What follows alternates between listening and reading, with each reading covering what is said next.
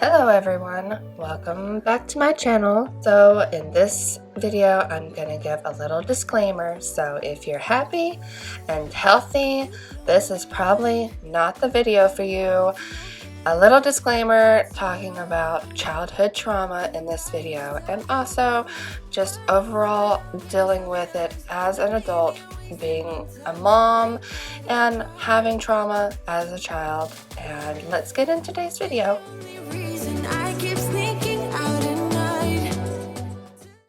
So you might want to pass over this one if you are doing totally fine, but if you're like me and you're struggling, welcome to my video. And if you're new here, my name is Whitney Gentry, and I am a wife and a mother to 4 kids. And on this day I was watching my nephew, so it doesn't happen all the time, but I happen to be watching him this day. So I will have 2 toddlers running around in this video. My name is Whitney, and just wanting to kind of talk about, things that I grew up with and all of this. So let's get into it. I just want to start with, wiping down the countertops first, and then I will explain also what I can with my cleaning, but it's all pretty simple and easy just to watch and follow along with my cleaning. So I will not go into great detail about my childhood or anything that has been traumatic, but I will go over kind of highlights and things that were not too detailed, and I will not name names of the people and things that happened exactly. So I will, for privacy reasons,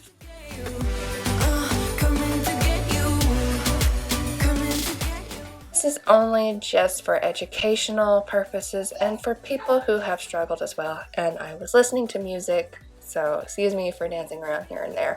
But yeah, this is just for, I'm hoping that I might be able to help at least one person out and let them know that they're not alone.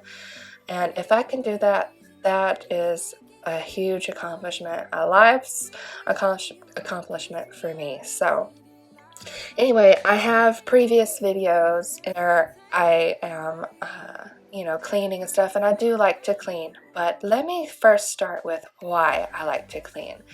It is not that I just love it so much, or that I am such a neat freak by will, or that I like being a neat freak. It literally, I think, boils down to trauma.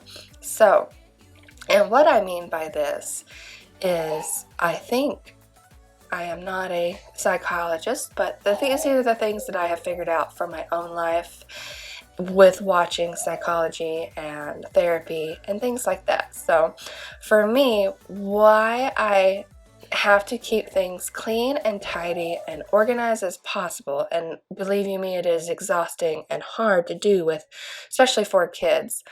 And I literally will push myself to the brink of exhaustion trying to keep up with things. I have anxiety, I have depression, and I struggle with all these all the time. And if you're like me, I hope you will leave a comment, and let's be a supportive community with one another. But why I am the way I am, it is because I had no stability, no way of controlling my environment growing up.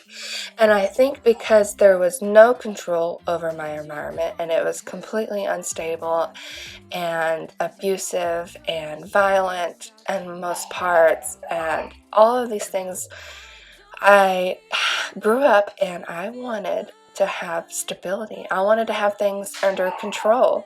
So I think that's why, this is my feelings on it, this is why I think I am OCD. I am OCD about things and that I can control, which is my environment.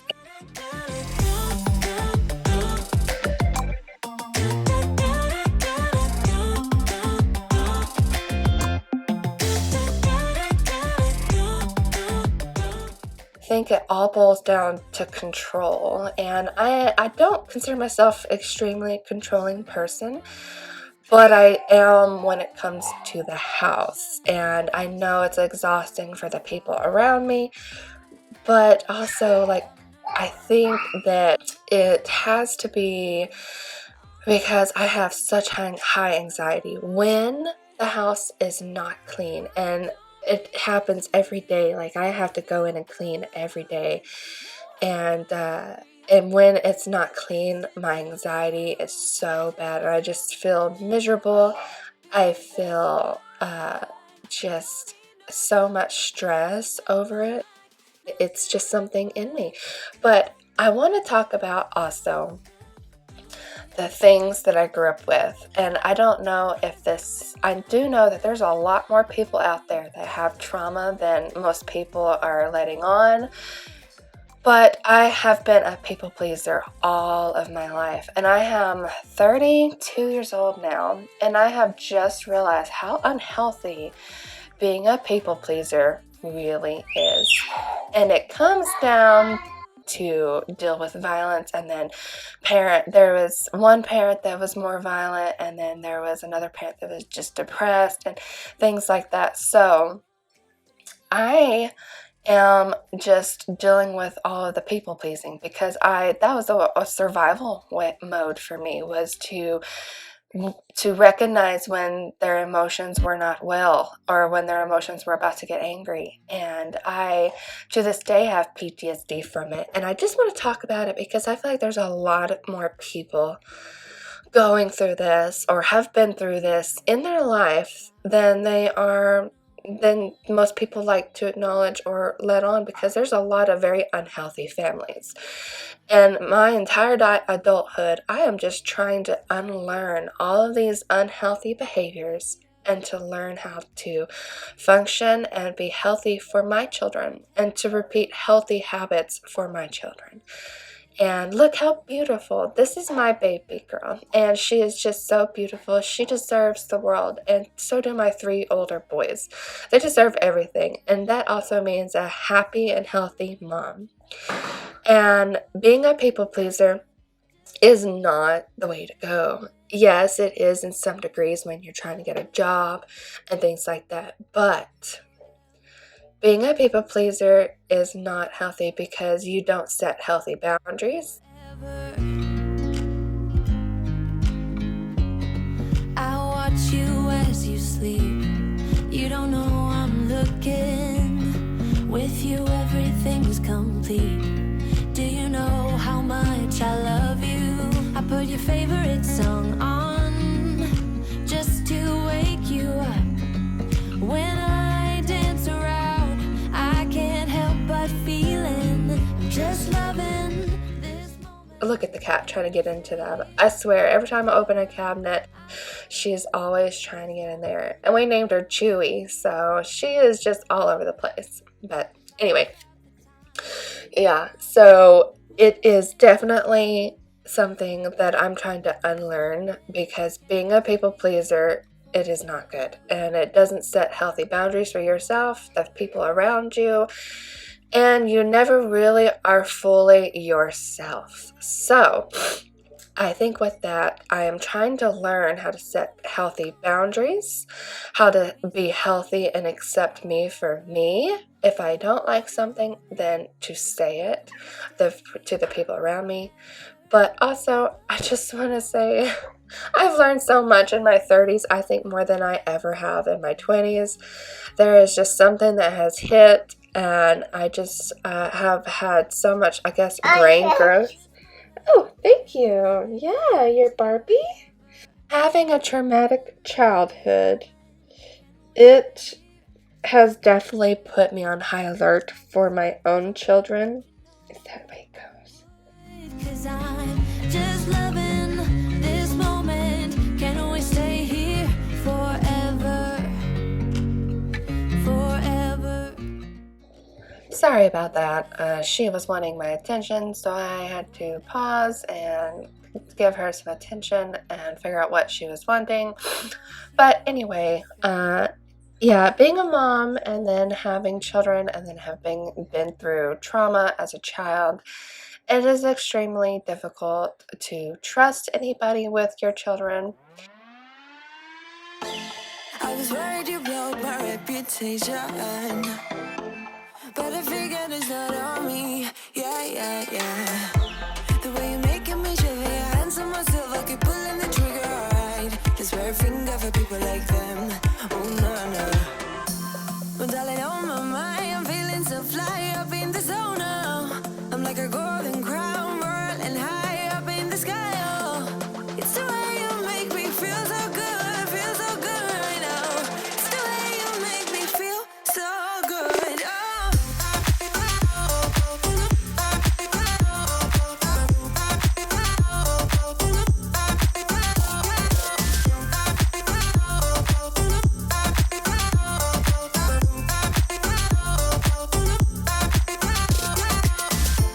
I keep on falling astray from my intuition, but I'm pretending it's not my fault. No. The way you make glitter, you drink me like liquor, keep painting the picture, alright. No, I don't care much for people like them. Oh, no. Well, darling, on my mind, I'm feeling so fly up in the zone now. I'm like a golden crown. That word does get thrown around quite a bit, and most people don't fully know what the meaning behind a narcissist means. I think you have to, if you Google it and you look up all the signs that somebody is a narcissist, I think in my opinion, that person has to meet most of those criterias and most of those. Yeah, you see yourself? Yeah. Oh my goodness. But anyway, so in my opinion, I definitely think that they have to meet the majority of the list. And so, yes, I have done my research and I do feel like they fall into a category of a narcissist. And let me explain what that means for a child, I think, and the people around them. The narcissist pretty much does. You're so silly. You're so silly. Yeah. But the narcissist usually thinks about themselves only and what they can get out of people around them. I can't focus. I might have to pause.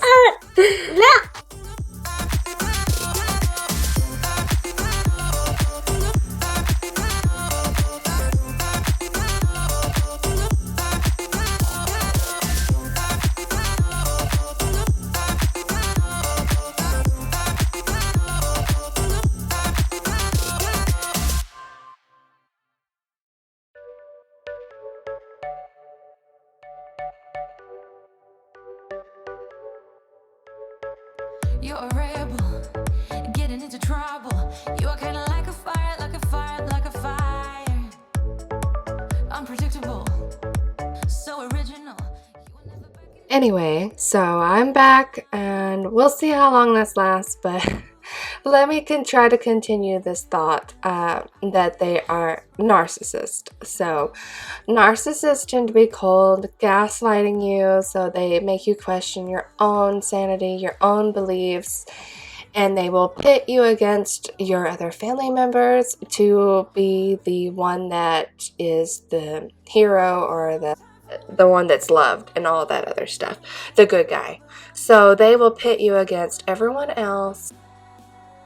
Growing up, it was not a pleasant place, and to this day, the major narcissist, which I think he's a malignant narcissist, which is they're like bulldozers. They just go and blow, and they have no sympathy for anything or anyone around them. They are very obvious narcissists most of the time.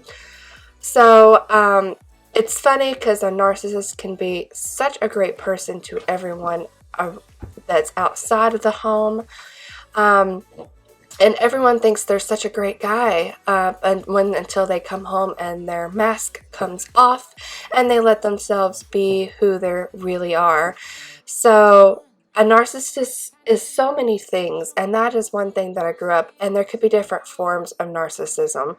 There is one that I have found that is also covert narcissist, which rings bells for me as well. So dangerous, I get this. Just think that it is important to understand all the different forms of narcissism, because there is different forms. There's the malignant one, which can be violent and bulldozer type, which is one that I definitely find to be the violent one in my life anyway.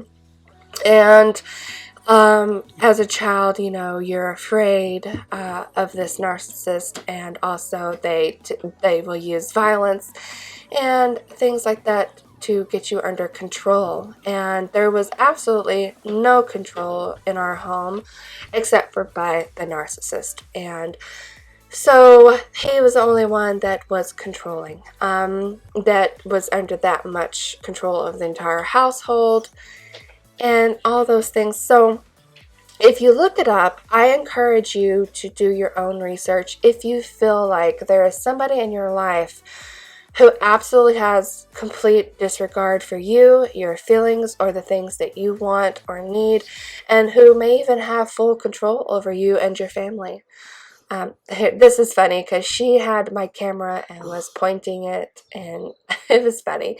But this is actually a different day where we were not having my nephew, and so this actually happened to be a different day. So if you're wondering about the clothes change and all that, this is a different day. But anyway, that's beside the point. But so narcissists, I encourage you to really look at the signs and to do your own research and to form your own opinions. Obviously I'm no psychology expert, but these are the things that I've learned. And the covert narcissist can also seem like such a friendly, good person as well. And then most people would never know until the covert narcissist is so much more harder to spot than the malignant narcissist. There's other narcissists, but these are the two that I have found to have plays in my life.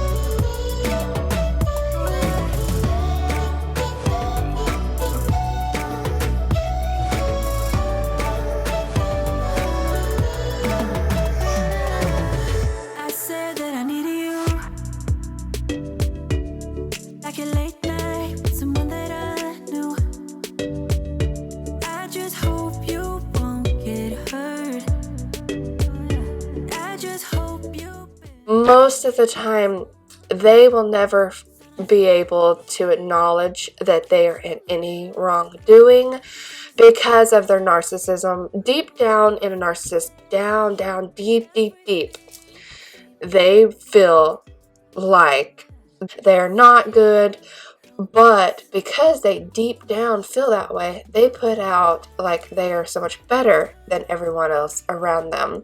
And they will do everything in their power to convince everyone else that they are such a good person or a good, kind person, except for the people that are the closest when they're at home and the people that they're really trying to control. And it is so hard to pick up on them sometimes, but what my suggestion is to do, if you're married to one or if you are a child of one and you really start to come to light on it and you really start to I think this has taken years of me thinking about it and debating about it, but in my opinion, the only way to deal with a narcissist is to remove them from your life, because Most of the time, they will never acknowledge any wrongdoing. They will never acknowledge that they were not at fault for anything. They will say that they were the best parent or husband or wife or whatever they are in your life. And they will never acknowledge they had any part in any failing and in the relationship that you have with them. So, with that being said, I have looked long and deep, even to think, well, could I be a narcissist? After years of thinking that maybe you could be at fault for things, you analyze yourself thoroughly as well. So I have gone over all of the lists with myself, and I have sat there and really debated about it myself. But one key indication is most of the time, narcissists don't find any flaws with their ways. It was a Thursday night when I first saw you. Those green eyes caught me. Yeah, it was crazy. It was a Friday night when I first kissed you. You struck me like lightning. You broke my chains and released me. And days turned into nights on the couch in your apartment. No, I am not the same. Everything has changed. Every day 24/7, you call my name, and I will come running, yeah, every day. Just recognize the people around you, and if it's healthy relationships, please continue to always set boundaries for yourself, your family. And one thing that I have come to understand and realize is my children also need and have to have those boundaries as well. And if they're not comfortable around somebody or hugging somebody, pay attention, because there is so much more than you don't even realize. And I'm never going to force my children to ever hug people or anything if they don't want to. And if you're a stranger in the store or whatever, which I have had in my experience, strangers want to come up and talk to my children, and I'm not going to force my children to talk to strangers. And sometimes strangers expect you to do this, and I'm like, no, this world is not a safe enough world for me to teach my children that they should be kind to everyone, because not everyone is in good intentions. So I am also learning that children, they also have to have their boundaries. Yeah, every day, babe. And days turned into nights on the couch. No, I am not the same. Everything has changed. Every day 24/7, you call my name, and I will come running, yeah, every day 24/7, yeah. My kids have their own will and their own say, and I think that's important for them, and especially in the way the world is now. It is not that safe. The internet is not safe. People are not all that safe. And I've learned this firsthand from family members. So take it from me. Please do take precautions everywhere, all the time. Anyway, with my cleaning, I'm usually ending with the mopping, and I'm mopping with my Tinaco. I just want to take a break from talking about that for a second to talk about that I am wrapping up my cleaning, and mopping is usually the last thing that I do, but I really wanted a good deep clean in my floors. I'm very big on cleaning floors. I really like to have really clean floors, so I wanted to do a real deep clean of them this time. So I went over with my Tinaco first, and I really mainly focused on the kitchen area, not the dining room area. And then I went over with my O-Cedar mop after my Tinaco. I just wanted to do like a quick mop and a pickup because it's also a vacuum. So I wanted to do a quick mop with my Tinaco and then go over it with a good deep clean with my O-Cedar mop. And my Lana, or my baby Lana, she's not really a baby, she's 2 now, but she is just so, you just gotta stay for the end. She is so funny. She's wanting to help mop, and she was just so cute. But you'll see here in a minute. But and the cats were so funny with when I pulled out the O-Cedar mop. They were trying to chase the mop down. I just got a crack out of it. It was so funny. But anyway, I just wanted to say, make sure that you know the people around you and to always be precautious of people. And I know that it's really hard, especially if you end up married to somebody like that. But the majority of narcissists, in the statistic wise, also will be more likely inclined to also molest your children. So I just want to say that as a precautionary for everyone around you, to please watch the people who are around you and your children. And I understand there are so many people in really difficult situations, and I am so glad that I am not in a situation like that anymore. And I'm so glad because the majority of people statistically will come out of a unhealthy family dynamic, and they will turn around and marry somebody exactly the same. And I am so grateful that that was not my case, because in no means is my husband a narcissist. And I believe you me, I analyze everyone to a T around me. And let me just say, we're not perfect. He is not perfect.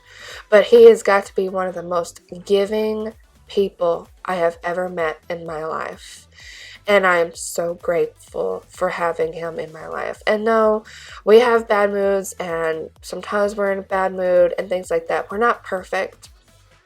So if anybody makes you feel like they're perfect or anything like that, I hope you realize that no one in this world is perfect by any means. And people do struggle to do the best selves, especially when there are situations in their life where they're struggling mentally or financially. So you also really need to keep those things in mind when thinking about somebody and what kind of personality they have. But I think indicators of whether somebody is not right mentally, that you need to have them out of your life, is if they're willing to accept that they were not that great, that if they can't apologize to you when something has hurt you or anything of those sorts. You really need to pay attention to how much somebody will accept their behavior and try to move forward in a positive way and to work with you, because that is indicators of somebody with a conscience and somebody who wants to do right by you because they care and love you. And let me just say, I still to this day struggle with knowing if I am loved or if I'm cared for. I still struggle. I still don't know fully all those things. I know how I feel about the people around me, and that's what's crazy. But when it comes to other people and how I feel they feel about me, I struggle. I don't feel like most people really deeply care. I feel like, just like with a narcissist, I still feel like, they usually want something out of me. They don't really care for me. But anyway, I am almost done, and I just wanted to say I hope today's video was some sort of informational to you. These are things that I have learned through watching, psychology and therapy and things like that online, and just reading and research and all things, just trying to help myself. But if you liked today's video, I hope that you like and that you subscribe. And here's the cats with the mops. I thought it was just so funny that I thought it was so funny. But anyway, please like and subscribe and let me know if you like today's content. I know it's a bit different than my regular content, but if I can help anybody with understanding their situation or their self or their life, I would love to help others out, because believe you me, it has not been easy for myself and the family around me to understand all the things that has happened to me and then why I am the way I am. And for you to have a good, healthy adult life, I think it's important to understand what's made you the way you are. And anyway, I hope that you enjoyed today's video, and I hope that I helped somebody in some way. And I hope you have a great day, and I'll see you next time. Bye. Telling me that you got me hooked, you're playing it big time, you're feeding me lies. Everyone has been bugging me to sever the ties, but I would never, ever, ever would have believed them, no reason. Sometimes the truth is hard to see, but now the never, ever, ever seemed to be over. I saw her, so I'm happy I got freed. Lucky, lucky, lucky me.